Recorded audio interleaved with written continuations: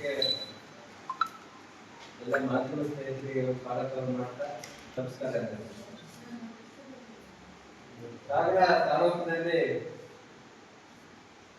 ವಿಪರೀತ ಮಳೆ ಆಗುವಾಗ ಶಾಸಕರು ವಿದೇಶಕ್ಕೆ ಹೋಗಿದ್ದಾರೆ ಅಂತ ಹೇಳಿ ಮೊನ್ನೆ ನಿನ್ನೆ ಮಲ್ಲಿಕಾರ್ಜುನ ಒಂದು ಆಪಾದನೆ ಮಾಡಿದ್ದಾರೆ.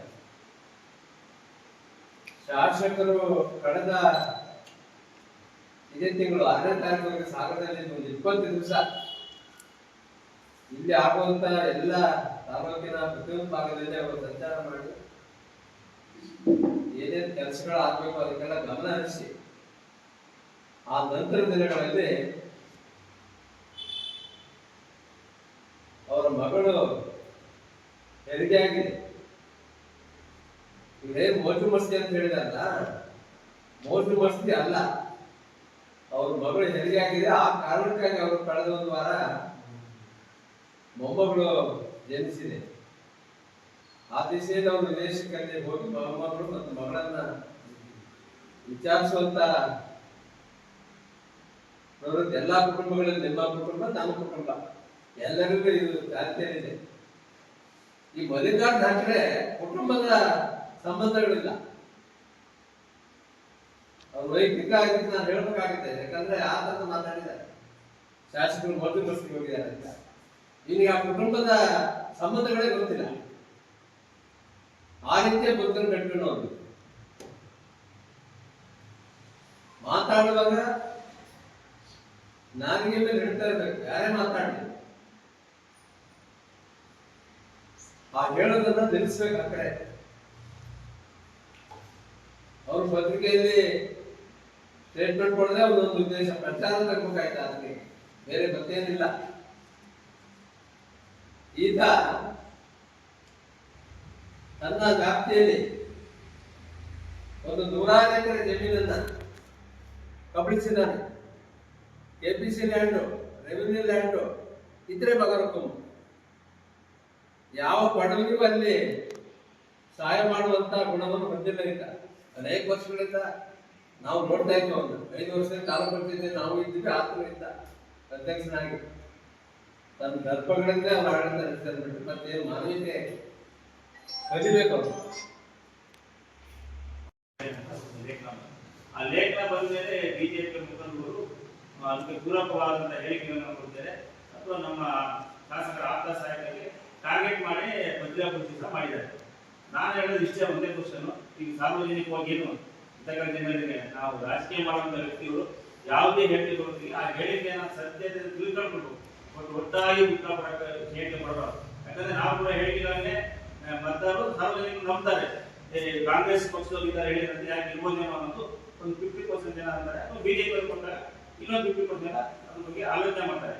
ಕಳೆದ 3 ದಿನದಿಂದ ಆಪ್ತ ಸಹಾಯಕ KSRTC ಒಬ್ಬ ನೌಕರ ಅಧಿಕಾರಿಗಳ ಸಭೆ ಮಾಡ್ತಾ ಅನ್ನೋದೇ ತಿಳಿಸ್ತಾರೆ. ಆದ್ರೆ ಆಕ್ಚುಲಿ ಆ ಸಭೆ ಮಾಡಿದ್ದಾರೆ ಅನ್ನೋದು ತಾಲೂಕ್ ಪಂಚಾಯತ್ 5 ವರ್ಷ ಅಧ್ಯಕ್ಷರಾದ ಅಕ್ರಮ ಹೇಳ್ತಿಲ್ವಾ ಅಥವಾ ಅದ್ರ ಬಗ್ಗೆ ನಾಟಕರಣ ಬರಲ್ವಾ?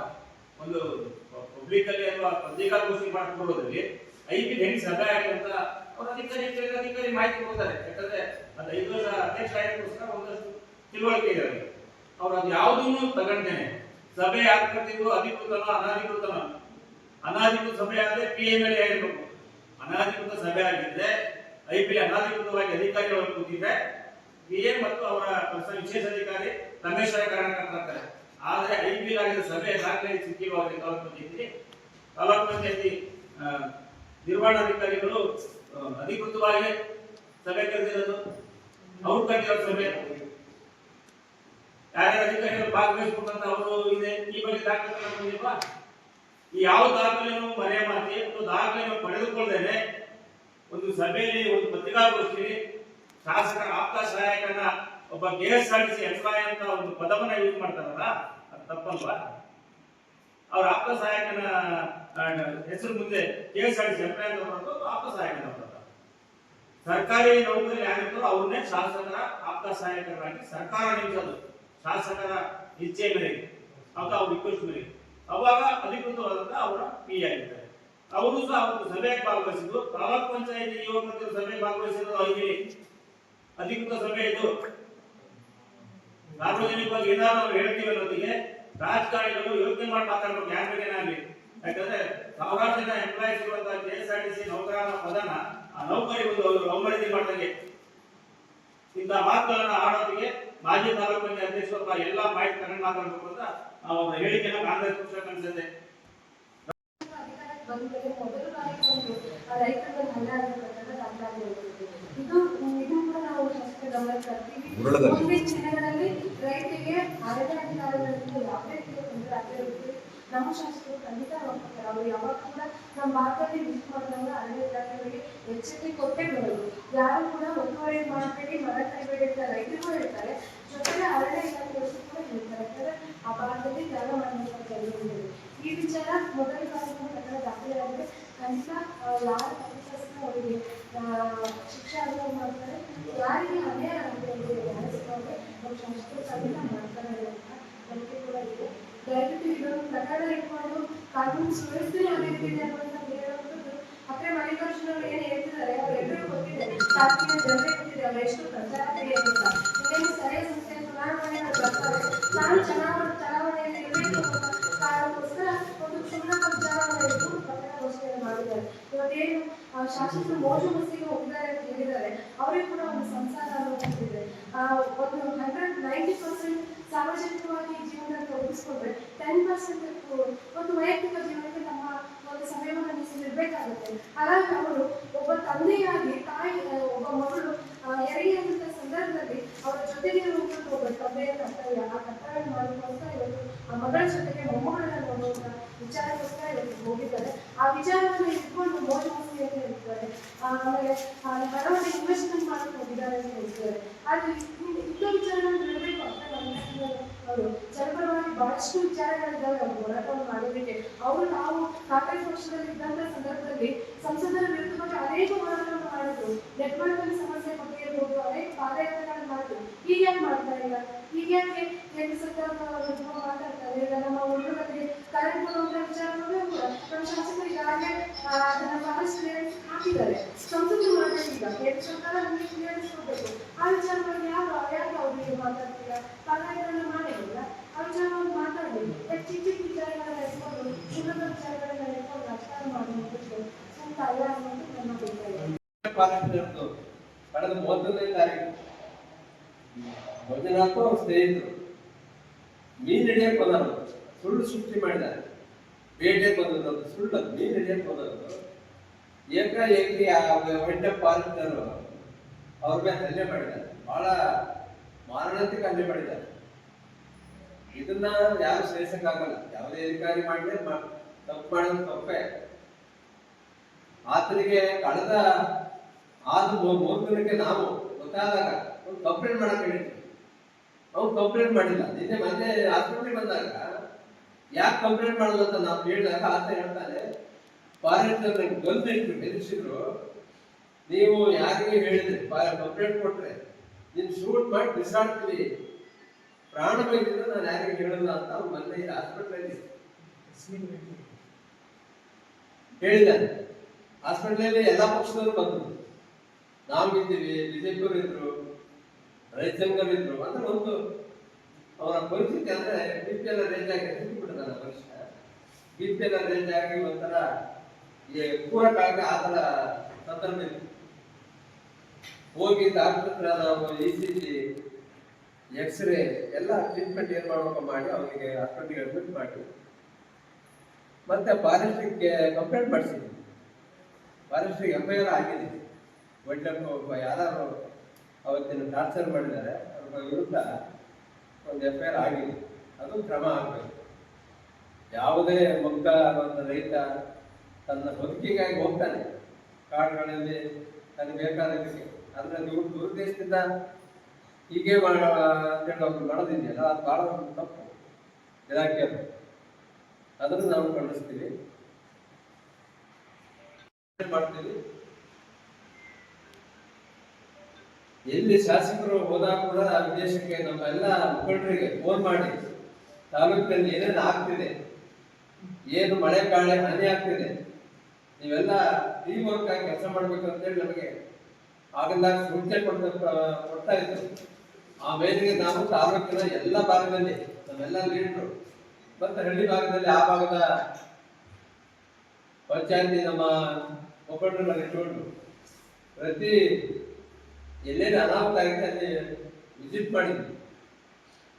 ಮತ್ತೆ ಶಾಸಕರ ಸ್ವಂತ ಹಣದಲ್ಲಿ ಅವರು ಅನೇಕ ದಾನ ಧರ್ಮಗಳಿದ್ದಾರೆ.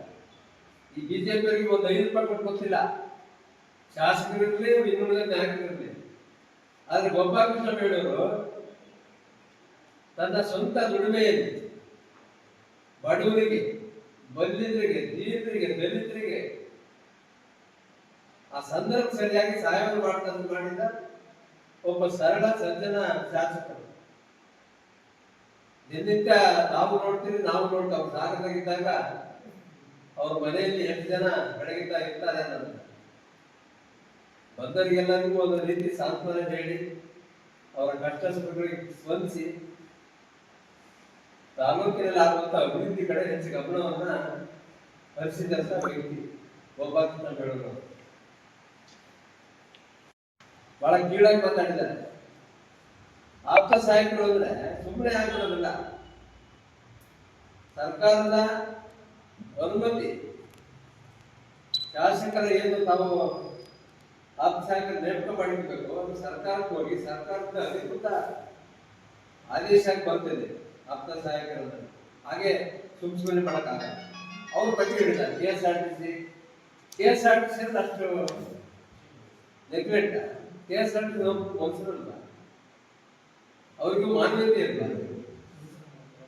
ಅವ್ರನ್ನ ಹೀಯಾಳ್ತಾರೆ ಈ ಮನುಷ್ಯ. ಅಧಿಕೃತ ಸರ್ಕಾರದ ಮುದ್ರೆ ಬಂದಿದ ಮೇಲೆ ಅವರು ಆಪ್ತ ಕಾರ್ಯದರ್ಶಿ ಆಗಿದ್ರು. ಅವ್ರು ಅನೇಕ ಕೆಲಸ ಮಾಡ್ತಾರೆ. ಮತ್ತೆ ಏನು ಮೀಟಿಂಗ್ ಕರ್ದಾರ ಅಂತ ಹೇಳ್ತಾರೆ, ಅದು ಯುವಕರ ಮೀಟಿಂಗು, ಆಪ್ತ ಕಾರ್ಯದರ್ಶಿ ಕರ್ತದಲ್ಲ. ತಾಲೂಕಿನ ತಾಲೂಕ್ ಪಂಚಾಯತಿಯ ಕಾರ್ಯನಿರ್ವಹಣಾಧಿಕಾರಿಗಳು ಕರೆದಂತ ಮೀಟಿಂಗ್, ಅದಕ್ಕೆ ದಾಖಲೆ ಕೊಟ್ಟಿರ್ತಾರೆ. ಅದು ಇಳಿಸಲಂತ ಮಾತಾಡಿದ ಅಕ್ಕರೆ ಆ ಮಾತಾಡೋದನ್ನು ನಿಲ್ಲಿಸ್ಬೇಕು. ಅವರು ಅಧಿಕೃತ ಸರ್ಕಾರದ ಅಧಿಕೃತ ಆದಂತ ಮನುಷ್ಯ ಮತ್ತು ಒಳ್ಳೆ ಸರಳ ಸಜ್ಜನ, ಯಾವುದೇ ಹರಾಸ್ಮೆಂಟ್ ಇಲ್ಲ. ಆ ರೀತಿಯ ಶ್ರೀನಿವಾಸ ಮೂರ್ತಿ ಬಗ್ಗೆ ಹೇಳಿದಲ್ಲ, ಅದು ಕೂಡ ಅಲ್ಲ ಆ ಕಡೆ ಅವರ ಏನು ಮಾತಿದೆ ಅದು ನಾವು ಕಂಡಿರ್ತೀವಿ. ನಂತರದಲ್ಲಿ ಕರೂರು ಹೋಬಳಿ ಆರೋಪ ಮಾಡಿದ್ದಾರೆ. ಅದು ನಾವು ಅದನ್ನ ಆರೋಪ ಮಾಡ್ತೀವಿ, ತಪ್ಪದು. ಕಳೆದ 7 ವರ್ಷ, ಈಗ 5 ವರ್ಷ ಇಂದ ಆರಂಭ, ಈಗ ನಾವು ಇದೀವಿ 2 ವರ್ಷ. ಈ 7 ವರ್ಷದ್ದು ಮಾನ್ಯ ಶಾಸಕರು ಲೋಕಾಯುಕ್ತರಿಗೊಂದು ಮಾನ್ಯ ಜಿಲ್ಲಾಧಿಕಾರಿಗಳಿಗೆ ಎಲ್ಲ ಲೆಟರ್ ಮಾಡಿದ್ದಾರೆ.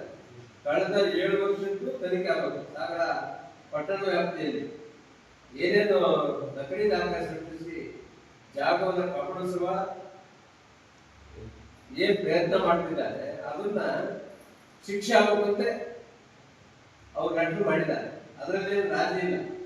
ಅವ್ರು ಯಾರೇ ತಪ್ಪು ಮಾಡಿದ್ರು ಅದು ತಪ್ಪೇ, ಅದು ಹಾಕ್ಕೊಡು. ಯಾಕಂದ್ರೆ ಬಡವರಿಗೆ ಒಂದು ಬೆಟ್ ಯಾಕೆ ಸಿಗಲ್ಲ. ನೀವು ಯಾರು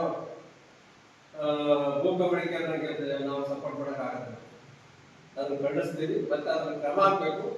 ಅದನ್ನ ಮುಂದಿನ ದಿನದಲ್ಲಿ ಇಲಾಖೆ ಏನು ಜಿಲ್ಲಾಧಿಕಾರಿಗಳು ಮತ್ತು ಲೋಕಾಯುಕ್ತರು ಮಾನ್ಯ ತಹಶೀಲ್ದಾರ್ ಮೂಲಕ ತನಿಖೆ ನಡೀತಾ ಇದೆ. ಅದು ಆಗ್ಬೇಕು ಅನ್ನೋ ಒಂದು ಒತ್ತಡ ನಾವು ತಾಲೂಕು ಮಾಡ್ತೀವಿ. ಪಕ್ಷದ ಮುಖಂಡರು ನಾವು ಕೂಡ ಮಳ್ಳದಲ್ಲಿ 2ನೇ ಬಿದ್ದೋಗಿದ್ದು, ಅಲ್ಲಿ ಹೋಗಿ ಆ ಮನೆ ಸಂಬಂಧಪಟ್ಟವರು ಮಾತಾಡಿಸಿ ಅವರಿಗೆ ಸಾಂತ್ವನ ಹೇಳಿ ಅವರ ತುರ್ತು ಏನ ಸಂದರ್ಭಕ್ಕೆ ಬೇಕಾಗುತ್ತೆ ಕೈಯಿಂದ ನಾವು ಸ್ವಂತ ಸಾಹೇಬರ ಸ್ವಂತ ನಮಗೊಂದು ನಿರ್ದೇಶನ ಮಾಡಿದ್ದಾರೆ. ಎಲ್ಲೆಲ್ಲಿ ತಾಲೂಕಿನಲ್ಲಿ ಜನರ ತೊಂದರೆ ಇದೆ ಅವರಿಗೆ ನನ್ನ ಕಡೆಯಿಂದ ಒಂದು ಸಹಾಯ ಮಾಡಿ. ಆಮೇಲೆ ನಾವು ಬಿದ್ದಂತ ಮನೆಗಳ ರೈತರಿಗೆ ಒಂದು ಧೈರ್ಯ ಹೇಳಿ ಒಂದಿಷ್ಟು ಸಹಾಯ ಮಾಡಿ ಬಂದಿದ್ದೀವಿ. ಉಳಿದು ಮೊದಲು ಕೆಲಸ ಸರ್ಕಾರಿ ಅಧಿಕಾರಿಗಳು ರೆಕಾರ್ಡ್ ಮಾಡ್ತಾರೆ. ಆ ಸಂಬಂಧಪಟ್ಟ BA ಆದಾಯ ಅಲ್ಲಿನ ವಿಡಿಯೋಗಳು ಅವರ ಪರಿಸ್ಥಿತಿಯನ್ನು ಆಲೋಚನೆಯನ್ನು ಸಂಬಂಧಪಟ್ಟ ಅಧಿಕಾರಿಗಳಿಗೆ ಸರ್ಕಾರದಿಂದ ಏನು ಬರುತ್ತೆ ಮುಂದಿನ ದಿನದಲ್ಲಿ ಅವರಿಗೆ ಸಿಗುವಂಥ ಕೆಲಸವನ್ನು ಮಾಡಬೇಕು ಅನ್ನೋದನ್ನು ನಾವು ಕೆಲವು ಮಾಹಿತಿಯನ್ನು ಹಾಕಿದ್ದೀವಿ. ಕಳೆದ ವರ್ಷ ನಮಗೆ ಗೊತ್ತಿದೆ ಎಷ್ಟು ಪಕ್ಷ ಇಲ್ಲ ಅನ್ನೋದನ್ನ ನಾವು ಒಪ್ಪಲ್ಲ. ಯಾಕಂದ್ರೆ ಕಳೆದ ಮಳೆಗಾಲದಲ್ಲಿ ಒಂದು ತಿಂಗಳು ಇಲ್ಲ ಅಲ್ಲೇ ಮನೆ ಅವು ಭಾರಿ ಮಳೆ ಬಂತು. ಒಂದು ತಿಂಗಳು ಮುಂದಾಗಲೇ ಭಾರಿ ಮಳೆ ಬಂತು. ಪಟ್ಟಣದಲ್ಲೇ ಕನಿಷ್ಠ 60ರಿಂದ 70 ಮನೆ ಅವತ್ತು ಹಾನಿಗೊಳಗಾಗಿದೆ. ಅವಾಗ ನಾವು ಪಕ್ಷದವರೇ ಹೋಗಿ ಮನೆಗೆ ಹೋಗಿ ಪ್ರತಿ ಮನೆಗೂ 10 ಮನೆಗೂ ಹೋಗಿ ಭೇಟಿ ಮಾಡಿ ಶಾಸಕರ ಆದೇಶದಂತೆ ಅವರು ಹೇಳಿದಂಗೆ ಪ್ರತಿ ಮನೆಗೂ ಸಣ್ಣ ಪ್ರಮಾಣದ ಧನ ಸಹಾಯವನ್ನು ನಾವೇನಿದೆ ಒಂದು ತಿಂಗಳು ಶಾಸಕರು ಇಲ್ಲ ಅಂತ ನಾವೇನಿಲ್ಲ. ನಾವು ಪಕ್ಷ ಯಾವುದೇ ಅದು ಇದು ಅನ್ನೋ ವಿಚಾರ ಇಲ್ಲ. ನಾವು ಪಕ್ಷವನ್ನ ಸಂಘಟಿತವಾಗಿ ಹೋರಾಟ ಮಾಡ್ಕೊಂಡು ಬಂದಿರೋಕ್ಕೋಸ್ಕರ ಪಕ್ಷ ಕಟ್ಟಿರೋಕ್ಕೋಸ್ಕರನೇ ಕಳೆದ ವಿಧಾನಸಭೆ ಚುನಾವಣೆಯಲ್ಲಿ ನಾವು ಗ್ರೌಂಡ್ನಲ್ಲಿ ಅವ್ರಿಗೆ 2600 ಕೋಟಿ ಕೊಡ್ತೇವೆ. ಅದು ಒಂದು ಸೈಡ್ ಇದೆ. ಲೋಕಸಭಾ ಚುನಾವಣೆ ರಿಸಲ್ಟ್ ಬೇರೆ. ಈಗ ಪ್ರಮುಖವಾಗಿ ಕಳೆದ 4 ದಿನದಿಂದ ಸಾರ್ವಜನಿಕವಾಗಿ ಏನು ಚರ್ಚೆ ಇದೆ ಅಂದ್ರೆ, 4 ದಿನ ಹಿಂದೆ ವಿಜಯ ಕರ್ನಾಟಕದಲ್ಲಿ ಒಂದು ಲೇಖನ ಬಂತು. ಶಾಸಕರು ವಿದೇಶದಲ್ಲಿ ಮೋಲಿ ಮುಗಿಸಿ ಅವರ ಸಾರ್ವಜನಿಕವಾಗಿ ಏನಾದ್ರು ಅಧಿಕಾರಿಗಳಲ್ಲಿ ಯಾರೇ ತಪ್ಪು ಮಾಡಿದಾಗ ಅವರು ಅದನ್ನು ನೇರವಾಗಿ ಹೇಳಬೇಕಾಗುತ್ತೆ. ಅದಕ್ಕೆ ಅವ್ರು ಕೆಡಿಪಿ ಮೆಂಬರ್ ಮಾಡಿದ್ರು. ಅವ್ರು ಹೇಳಿ ಸ್ವತಃಪಡಿಸಿದ್ದಾರೆ. ಅದ್ರ ಬಗ್ಗೆ ಶಾಸಕರು ಸಹ ಸಂಬಂಧಪಟ್ಟ ಅಧಿಕಾರಿಗಳಿಗೆ ತಕ್ಷಣವೇ ಕ್ರಮ ಕೈಗೊಳ್ಳಲು ಹೇಳಿದ್ದಾರೆ. ಶಾಸಕರ ಅವಧಿಯಲ್ಲಿ ಆಗ್ತಾ ಇದೆ. ಇದಕ್ಕೆ ಯಾರು ಅಧಿಕಾರ ಕೊಟ್ಟರು ಕೇಳ್ತಾ ಇದಾರಲ್ಲ, ಶಾಸಕರನ್ನೇ ಹೊಣೆ ಮಾಡ್ತಾ ಇದಾರಲ್ಲ ಅವರು. ನಾನು ಹೇಳೋದು ಅಧಿಕಾರಿಗಳನ್ನ ಹೊಣೆ ಮಾಡೋದ್ರ ಬಗ್ಗೆ ನಮ್ದೇನಿಲ್ಲ. ನೀವು ಆ ವಿಡಿಯೋ ನೋಡ್ರಿ. ಇಂತಾಗ್ಲಿ ಈಗ ಯಾಕೆ ಈ ತರ ಆಗ್ತಾ ಇದಾವೆ, ಅಲ್ಲೇ ಮೇಲೆ ಅಲ್ಲೇ ಆಗ್ತಾ ಇದಾವೆ ಅಂತ ಹೇಳಿ ನಿಮ್ಮ ಕೆಡಿಪಿ ಸದಸ್ಯರು, ಕಾಂಗ್ರೆಸ್ ಸದಸ್ಯರು ಪ್ರಶ್ನೆ ಮಾಡಿದ್ದಾರೆ ಶಾಸಕರನ್ನ. ಸಾರ್ವಜನಿಕ ಜೀವನದಲ್ಲಿ ಶಾಸಕರ ಜವಾಬ್ದಾರಿ ಆಗ್ತಾರೆ. ನಾವು ನಮ್ದಲ್ಲ ಅಂತ ಹೇಳಲ್ಲ. ಅದ್ರ ಬಗ್ಗೆ ಏನ್ ಹೇಳಿದ್ರೆ ಅದು ನಾನು ಮುಂದಿನ ದಿನಗಳಲ್ಲಿ ಸಾಹೇಬರು ಸೂಕ್ತವಾದ ಕ್ರಮ ಕೈಗೊಂಡು ಇಡೀ ತಾಲೂಕಿನ ಕಾನೂನು ವ್ಯವಸ್ಥೆ ಸರಿಪಡಿಸುವಂತಹ ಪ್ರಯತ್ನಕ್ಕೆ ನಾವು ಪಕ್ಷದ ಅಧ್ಯಕ್ಷರು ಮುಖಂಡರು ಸಹ ಇಲ್ಲಿ ಸಾಥ್ ಕೊಡ್ತೀವಿ. ಶನಿವಾರ ಬಂದ ತಕ್ಷಣ ಕ್ರಮ ಕೈಗೊಳ್ಳಕ್ಕೆ ಶಾಸಕರು ನಾವು ಸಹ ಅದು ಹೇಳ್ಕೊತಿತ್ತಲ್ಲ, ರಿಟೈರ್ಡ್ ಹೆಣ್ಣು ಹೆಂಗ್ ಬಂದು ಕೇಳ್ಬೇಕಲ್ಲ. ರಮೇಶ್ ವಿಶೇಷ ಅಧಿಕಾರಿ ಸರ್ಕಾರ ನೇಮಕ ಮಾಡಿದ್ರು ವಿಚಾರ ಅಲ್ಲಿಗೆ ಆ ಸಭೆ ಅಧಿಕೃತಾನೆ ಪಬ್ಲಿಕ್ ಅಲ್ಲಿ ಅದನ್ನ ಫಸ್ಟ್ ಹೇಳಿ ಸ್ವಾಮಿ ನೀವು ಮುಂದೋರ್ದು ಮತ್ತಷ್ಟು ಹೇಳಿದ್ದಾರೆ. ಅಧಿಕಾರಿಗಳ ಮೀಟಿಂಗ್ ತಾಲೂಕು ಪಂಚಾಯತ್ ಮಾಡ್ತಾರೆ. ವಿಶೇಷ ಬೇರೆ ಬೇರೆ ಅಧಿಕಾರ ಇದೆ. ಯಾಕೆ ಮನೆ ಮಾಡಿಲ್ಲ ಅವರು ಐಬಿಲ್ ಮಾಡಲಿ. ಯಾಕಂದ್ರೆ ಸಾಕಷ್ಟು ಅಧಿಕಾರಿಗಳ ಸರಿ ಐಬಿಲ್ ಆಗಿದೆ ನಮ್ಮ ಸಾಗರದಲ್ಲಿ. ಇದು ಮೊನ್ನೆನೇ ವರ್ಷ. ಆದ್ರಿಂದ ಯಾರಿಗೂ ಅವಮರ್ಯಾದೆ ಮಾಡುವಂತ ಕೆಲಸ ಮಾಡಬೇಡಿ. ಮತ್ತೆ ಶಾಸಕರು ನಮ್ಮ ಚಂದ್ರಪ್ಪನವರಿಗೆ ಗೋಲಿ ಬಸ್ ಹೋಗಿದ್ದಲ್ಲ, ಅವ್ರ ಮನೇಲಿ ಮೊಮ್ಮಗಳಾಗಿತ್ತು, ಮೊಮ್ಮಗಳು ಕೂಡ ಹೋಗಿದ್ದಾರೆ. ಅದರಿಂದ ಪಬ್ಲಿಕ್ ಅಲ್ಲಿ ಬಂಡವಾಳ ಹೂಡಕ್ಕೆ ಹೋಗಿದ್ದಾರೆ. ಮತ್ತೊಂದು ಮಾತನಾಡಬಾರ್ದು. ನಮ್ಮ ಶಾಸಕರು ಅಂತ ವ್ಯಕ್ತಿಗಳಲ್ಲ. ಮುಂದಿನ ದಿನಗಳಲ್ಲಿ ಈ ತರ ಬೇಕಾಬಿಟ್ಟಿ ಮಾತಾಡಿದಾಗಲಿ ನಿಮ್ಮ ಬೇರೆ ರೀತಿಯಲ್ಲಿ ನಾವು ನಮ್ಮ ಪಕ್ಷದವರು ನಿಮಗೆ ಮುಖ್ಯ ಆಗುವಂತ ಕ್ರಮನ ಮಾಡ್ತೀವಿ. ಮೊನ್ನೆ ಹೇಳಿದ ಮಾತ್ರ ಬೇಸರ ನಿಂತಾಗಬೇಕು. ಆ ಸಭೆ ಅಧಿಕೃತ ಸಭೆ, ತಾಲೂಕು ಬಿಗಿಯುವ ಸಭೆ, ಶಾಸಕರ ಆಹ್ವಾನಕಾರಿ ಸಭೆ ಅಲ್ಲ. ಎಷ್ಟು ಕಡೆ ಇವರು ಮನೆಗಳಿಗೆ ಭೇಟಿ ಕೊಟ್ಟರು, ಯಾರಿಗೆ ಏನು ಸಹಾಯ ಮಾಡಿದ್ರು, ಯಾರಿಗಾರು ಉದಾಹರಣೆ ಇದೆ ಕೊಟ್ಟದ್ದು. ಮೊದಲನೆಲ್ಲ ತಮ್ಮ ಹುಟ್ಟಿಗೆ ಬಿಡ್ಬೇಕು. ಅದು ನಮ್ಮ ಶಾಸಕರ ಬಗ್ಗೆ ಆಡಳಿತವಾಗಿ ಮಾತಾಡ್ತಾರೆ. ಇದು ಸಹಿಸಕ್ಕೆ ಆಗಲ್ಲ ನಮಗೆ. ನಾವು ಇದನ್ನ ತೀವ್ರವಾಗಿ ಖಂಡಿಸ್ತೀವಿ ತಾಲೂಕು ಕಾಂಗ್ರೆಸ್.